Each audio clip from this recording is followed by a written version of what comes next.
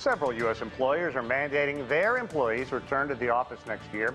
We'll discuss what's behind the move and how employees are responding. I'm Sean Caleb, sitting in for Anna Naidu, and this is The Heat.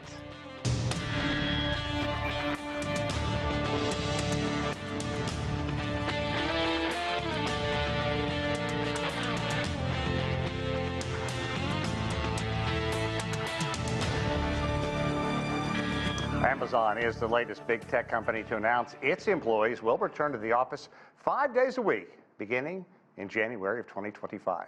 Amazon is joining major firms that include Starbucks, Apple, Disney, UPS, the Washington Post, Goldman Sachs, JP Morgan Chase, Boeing, Dell, X, and Zoom. The list goes on. More than 4 years ago, during the pandemic, remote and hybrid work became a pretty common practice for many companies. And since then, it has gained popularity among its employees. In fact, a recent study by the financial company Charles Schwab found flexible work arrangements remain a priority for the vast majority of workers out there. Now, for more on the return to office mandates, let's bring in our panel.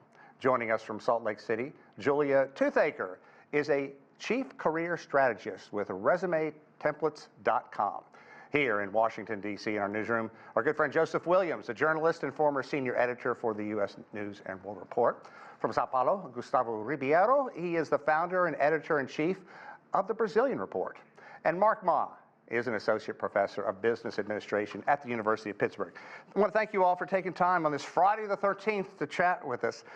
Mark, I want to start with you and talk a bit about Amazon saying it's going to bring its employees back 5 days a week. The president and CEO said that in-person really allows more interaction of employees, gives it that kind of environment that it really needs. Let's talk about that fast and retained culture. Some managers are working from home and they say that hurts productivity. Kind of weigh in on this. Where do you see this going? It's really a good question because culture is a very broad concept. And it's really not clear what the managers means specifically, and what are the specific questions these managers are trying to address by mandating return to office policies. Because when these firms actually mandate return to office policies, it upsets a lot of employees. These employees feel that the managers do not trust them. That actually creates another culture problem. So in terms of productivity, these managers are saying return to office mandates will improve productivity. But based on our research, we do not find evidence that return to office mandates actually affects financial performance or stock market performance for these firms. Interesting. And Julia, I think it's pretty clear that it's not one size fits all. All of these businesses out there, they really have different ways of looking at things. And Julia, according to a study that was conducted by financial service company Charles Schwab, flexible work arrangements are simply crucial to what workers want right now. In fact, they're ready to take that over even more money, a higher salary. So what are you hearing from clients that you're working with? Yeah, so clients want flexibility. They want to be able to go into the office when they want, and they want to be able to work from home when they want. And in another survey, Resume Templates found that the top things that employees are looking for is work-life balance, job security, and a higher salary.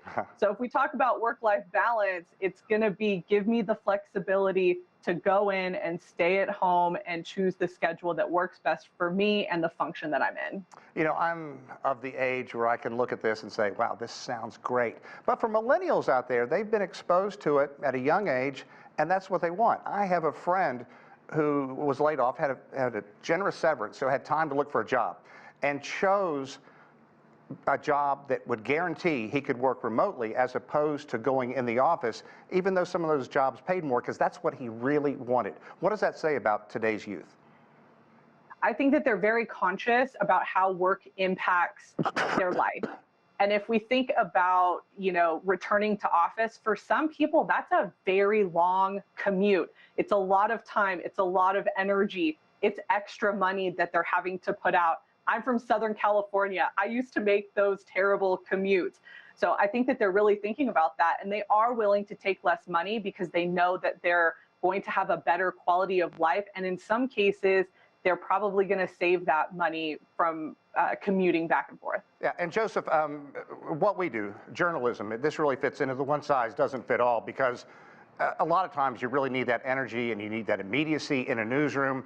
No huge surprise that the Washington Post is telling, look, your managers have to come back to the office early next year, and we want the entire workforce in the office by June of that year. What does it say about that?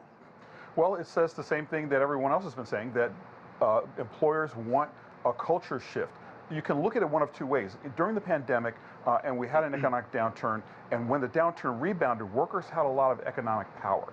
Right? They were able to pick and choose what jobs they wanted. They were able to demand such things as hybrid work schedules. But now it seemed like an attempt for a power shift to recover some of that power, to make sure that people know that this is very important to the company, because the company wants to see people in the office. They want productivity, and it helps the bottom line for a lot of cities. So for places like the Washington Post, here in downtown Washington, you walk downtown during the middle of the day, it's like a ghost town. Right. That's a lot of revenue going out the door for Muriel Bauer, our mayor here. And she's seeing that and is not necessarily opposed to return to work, even though employees prefer it, and studies have shown there's no drop-off in productivity. And from a political standpoint, it very much fits into the era that we're about to enter in, where Donald Trump is going to be the man in charge. He's going to be the person who's talking about bringing America back to a sense of normalcy, and that includes returning some power, some measure of power, to bosses, to the higher-ups, to people who want to see what you're doing and know that even a hybrid work schedule, there are hours where employees can go dark, and even if the work gets done, there's a sense that there's not enough control to understand exactly what the employee is doing. Yeah, and Joseph, let's also remind viewers that Jeff Bezos owns the Washington Post as well as Amazon, where they're really cracking down, saying we want you back in the office. And journalism jobs are withering on the vine in many ways. There are a lot of layoffs. How could the possibility of layoffs affect this when you're told either come in the office or lose your job? There's really not much of a choice there. I mean, especially if you've got kids in college, or if you want to eat, or if you have a mortgage to pay, it's really not much of a choice. You have to go in, you have to do what the boss says, because you need this job, particularly in journalism when things are starting to wither on the vine. Like you said, it's a very perilous time for a lot of industries. I know a couple of people who just got laid off recently with not as much of a generous severance, and they're still looking around, and that's going to be a choice that they have to make. So you kind of can see, at least in our profession, a shift in that economic power that we were talking about a minute ago, where millennials were able to insist on quality of life. Older generations of workers who maybe are looking at retirement, who may be invested in a certain career, who may not have the luxury of deciding that they want to insist on a hybrid work schedule or take time off to decide what they really want to do. You've got it. They're succumbing to that pressure because there's almost literally no choice. Wow. Gustavo, I want to talk to you because Brazil, I want it from an international standpoint. Brazil is a nation that's really kind of stepping back and saying, you know what, let's take stock of this hybrid schedule, or having people work from home. This could be a really good thing. Look at the traffic jams in the major cities. Sao Paulo, I was there one time and trying to drive to the football pitch like a mile. We ended up having to get out and walk because it was impossible. So it gives you an idea of what the commute can be like. So there are various reasons that companies are looking at this hybrid schedule. Yes, exactly. And besides traffic, I would add that eating away from home has become more and more expensive. Food away from home inflation is on the upward trend. Now in 12 months has gone up by 5.6%. Brazil has embraced hybrid work. Now, we have seen that many companies are starting to demand workers back to the office. In 2022, 34% of companies were already demanding people to go 5 times a week to the office. That rate has gone up by 10 percentage points to 44% this year. But we still have 41% that have this hybrid schedule of employees going 3 to 4 times a week, and just 9% have people going 1 or 2 times a week. Now in Brazil, there's also the issue that we have many industries that our economy is based on many industries that is hard to do this kind of arrangement. Construction, the construction industry, retail, these are massive pillars of the Brazilian economy. Agriculture. So for agriculture, exactly. So there are some sectors that are labor intensive. I didn't mention agriculture because agriculture in Brazil is getting more and more modernized and less labor intensive, but we have very labor intensive sectors that cannot work on a hybrid schedule. Okay, so there, in a study that I saw looking at how Brazilians will work, it kind of broke it down into 5 scenarios: 100% remote, 100% in person, fully hybrid, hybrid with a predominance of in-person work, or predominantly remote with some in-person meetings. So what do you think the big challenges are going to be for Brazil as it moves forward? And to what degree do you think other Latin nations and other nations around the world are going to say, look, if this can work there, it can work here? Well, I think one of the interesting things in Brazil is that with the pandemic and hybrid work, there has been a deconcentration of the workforce in many sectors. For instance, tech. Workers were almost entirely concentrated in a few cities like São Paulo or Rio, and now we are seeing that many companies from these hubs are hiring people that that do not necessarily live in these areas without the premium of having to offer major wages to have them relocating. We are seeing that many employers are at least 60% of companies in Brazil say they are trying to create create perks for people to go back to the office or to renovate their spaces. Now, I think there is a big cultural thing in Brazil that it is bad for productivity, but as my co-panelists have said, data in Brazil shows that that has not been the case. Productivity in Brazil has actually gone up a little bit in many sectors, and it has skyrocketed in the agriculture sector. Okay, Mark, I think that Joseph made a good point that Donald Trump is going to be coming into office soon, and he is someone in the past that has said, I want people in the office. It's very old school. But so let's take a look at what the unemployment rate is, and there are cracks in the unemployment rate here in the United States. Concerns out there that all sides have been looking at right now. It's 4.2% as of November. So as a labor department, as labor slows and it's tougher to find a job, what does it do to the bargaining power for people who say, I want to work at least partly from home?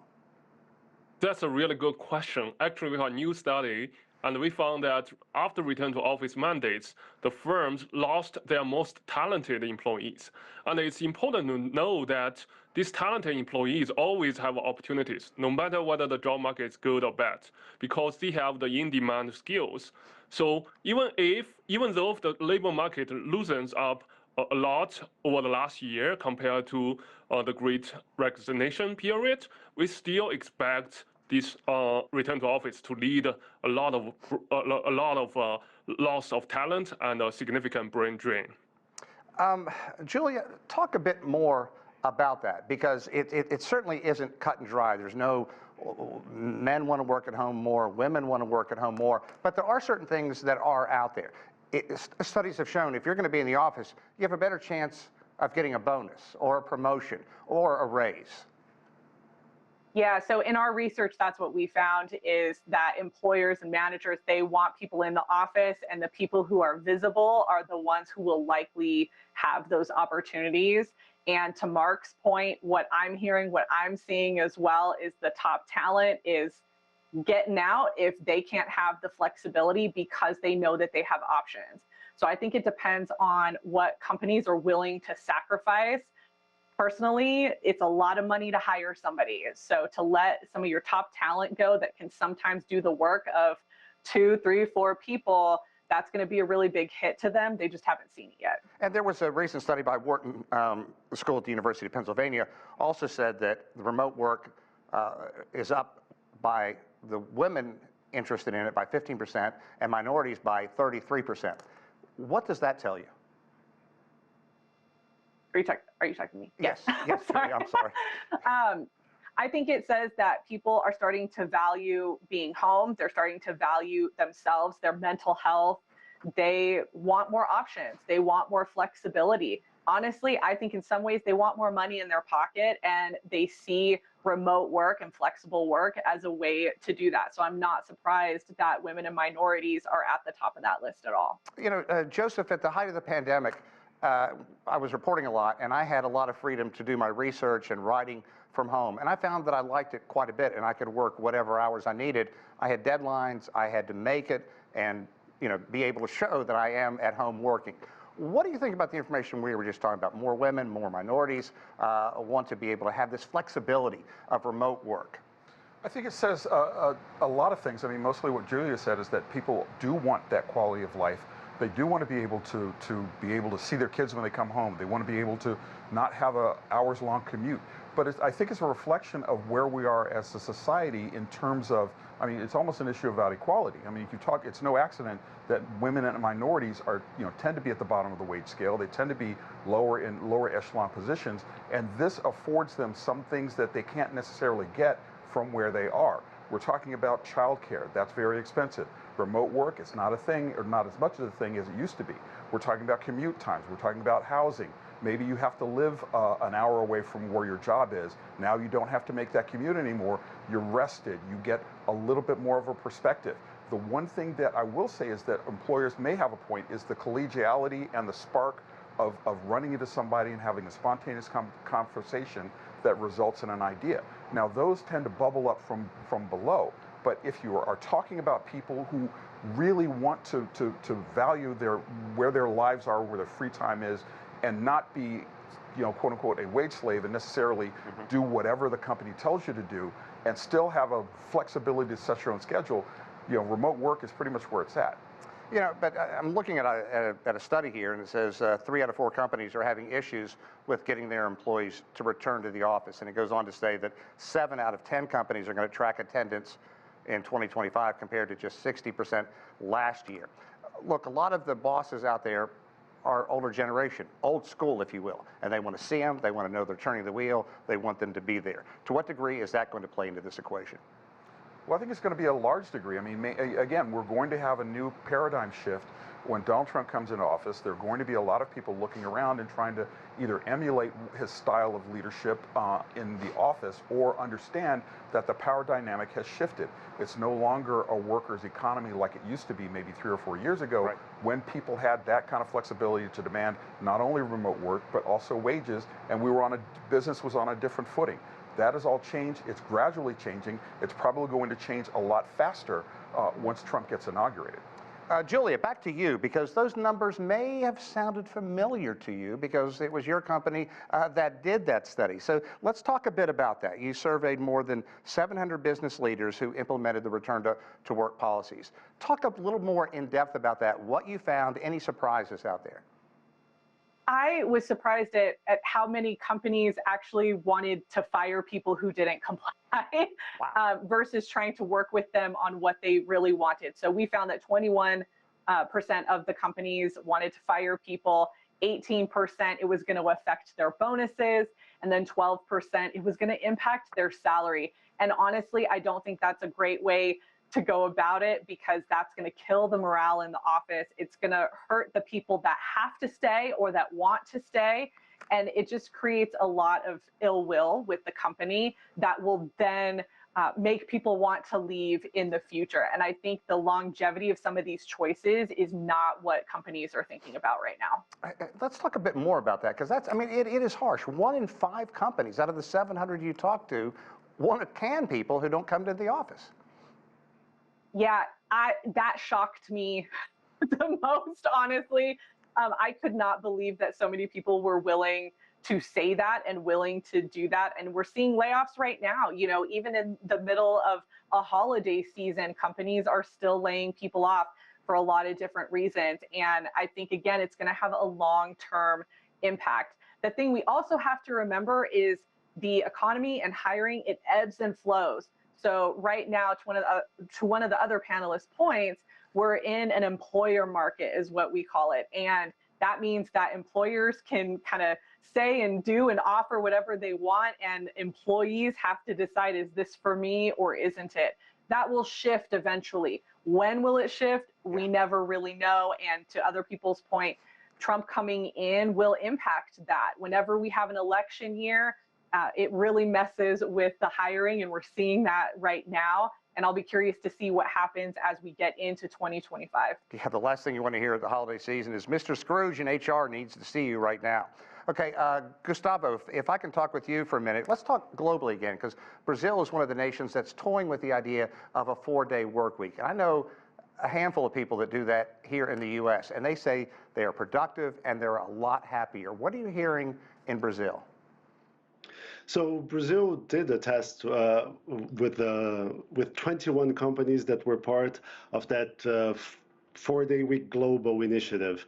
Now, it's important to put a caveat that they are all small businesses, but the results are incredible, because 87% of workers say that they have more energy to fulfill their tasks. 81% say they feel more creative and innovative.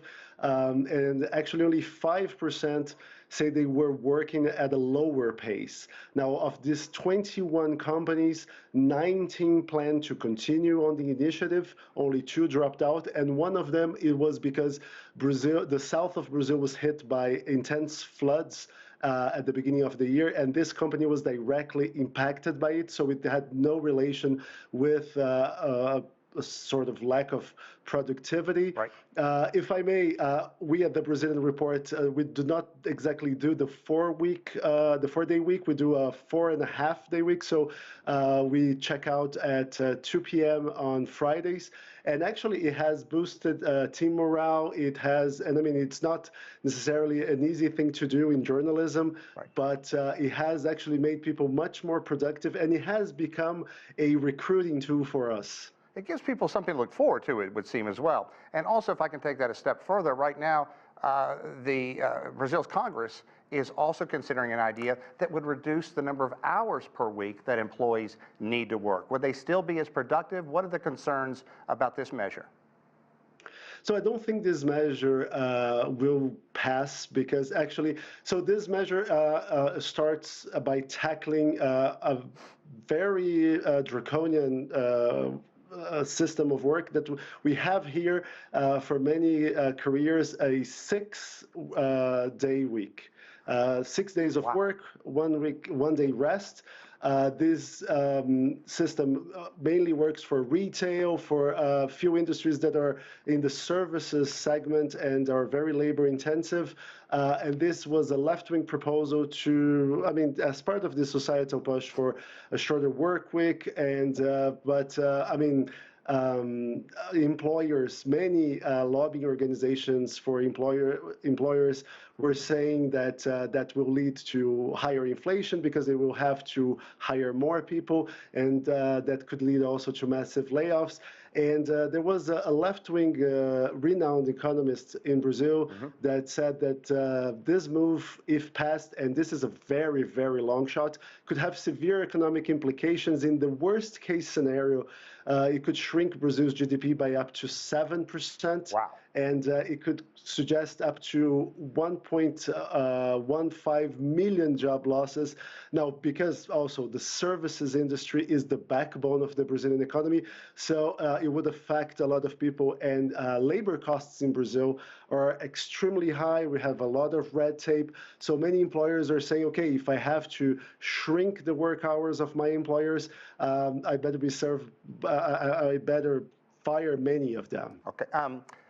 Mark, if I can, on the other side of this coin, there's another study out by KPMG that says roughly 8 in 10 CEOs envision a full return to the office within the next 3 years. And if you counter that with, think back 11 years ago, it seems like a million years ago, when Yahoo CEO Marissa Mayer ordered all its employees to be in the office. Now, in the end, Yahoo lost about 30% of its employees, and Mayer lost her job. So how do you balance that? Some CEOs say we have to go with this full bore, and others have done it and found out that they've had to pay the price.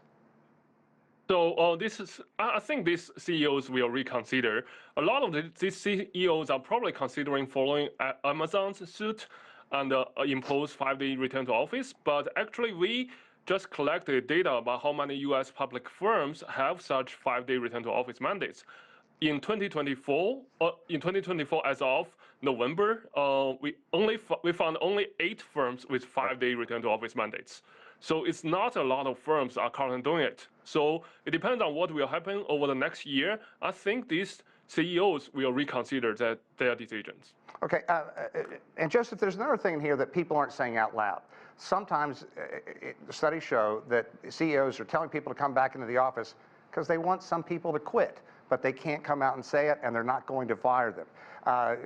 Trump has asked entrepreneurs, Elon Musk and Vivek Ramaswamy, to cut federal spending, let's make federal government more efficient. And they wrote an op piece in the Wall Street Journal, and I want to read you a quote from that. Requiring federal employees to come into the office 5 days a week would result in a wave of voluntary terminations that we welcome. If federal employees don't want to show up, American taxpayers shouldn't pay for them for the COVID-era privilege of staying at home. Man, that's rough. Oh yeah, that's a shot across the bow if I ever heard one, and a total flex by Musk and Ramaswamy. I mean, basically here, again, we have some fallacies in their argument. I mean, it's not that workers are not productive. It's not that workers aren't doing their jobs.